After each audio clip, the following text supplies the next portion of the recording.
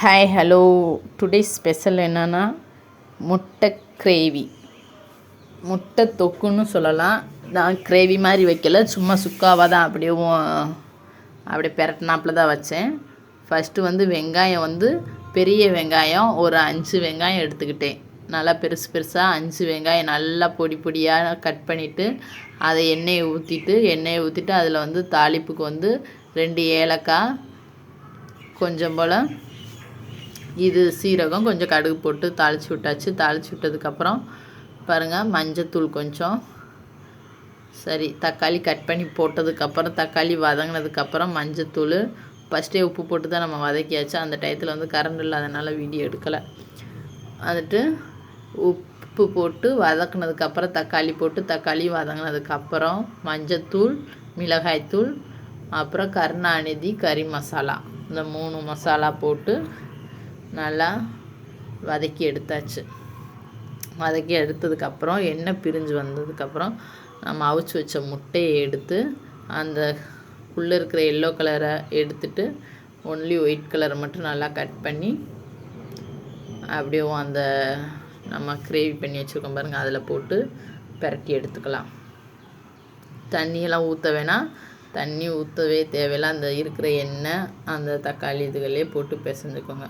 ரொம்ப ஹை ஹீட்டில் நீங்கள் வச்சிங்கன்னா அது பிடிக்கும். ஆல்ரெடி வதங்கிருச்சு, தேவையில்லை. இந்த முட்டையில் அந்த தக்காளி அந்த இது மசாலா, நம்ம போட்ட மசாலா பூரா ஒன்று சேரணும். அதில் போயிட்டு உப்பு எல்லாம் சேர்க்குறதுக்காக கொஞ்சம் நேரம் சிம்மிலேயேவும் அது எல்லாத்தையும் பிரட்டி விட்டு அப்படியே வச்சுக்கோங்க. இதுதான் நைட்டு எங்களுக்கு டின்னர் ரெடி பண்ணிக்கிட்டு இருக்கோம். அப்படி அது முடித்ததுக்கப்புறம் சைடில் சப்பாத்தி போட ஆரம்பிச்சிடலாம்.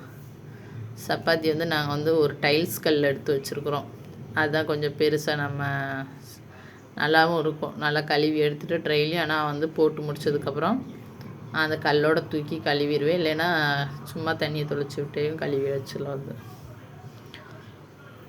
நெக்ஸ்ட்டு சிம்மிலேயே வச்சுட்டு ஃபஸ்ட்டு 2 சைடு வெந்ததுக்கப்புறமா நீங்கள் நெய் விட்டுக்கலாம், என்ன ஏதோ உங்களுக்கு பிடிச்சதோ ஊற்றிக்கோங்க. அப்படி போட்டு எடுத்தாச்சு, சப்பாத்தி போட்டு எடுத்தாச்சு. பாருங்கள், எவ்வளோ சாஃப்டாக வந்துருக்கு சப்பாத்தி. சப்பாத்தியுமே நம்ம போடும்போது எப்போவுமே ஒரு 1/2 ஹவரோ ஒரு 1/4 மணி நேரமோ ஃபஸ்ட்டு பிசைஞ்சு வச்சுக்கோங்க. பரவாயில்ல, ரொம்ப தண்ணியாக இருந்துச்சுன்னா எக்ஸ்ட்ரா பச்சை மாவை வச்சுட்டு உள்ளே வச்சு தேய்ச்சிருங்க. அதை மேலாப்பில் தூவி விட்டு தேய்ச்சிருங்க. அப்படி ரொம்ப டைட்டாக இருந்துச்சுன்னா எண்ணெயை தொட்டு தேய்ங்க. அது எந்த சைடு வேணாலும் நல்லா. ஒன்று டைட்டாக இருந்தால் எண்ணெய் வச்சுக்கோங்க, லூஸாக இருந்தால் மாவு வச்சுக்கோங்க தேய்க்கிறதுக்கு. என் பொண்ணு தூங்கிக்கிட்டு இருந்துச்சு, அப்படியே அந்த பொண்ணையும் உசுப்பி சாப்பாடு வச்சுட்டு அவங்களுக்கு ஊட்டி விட்டுட்டு அதுக்கப்புறமா நாங்களும் சாப்பிட உட்காந்துட்டோம். எப்படி இருந்தால் கரெக்டாக நம்ம மம்மு பப்ஸு எப்படி இருக்குமோ சேம் டேஸ்ட்டு.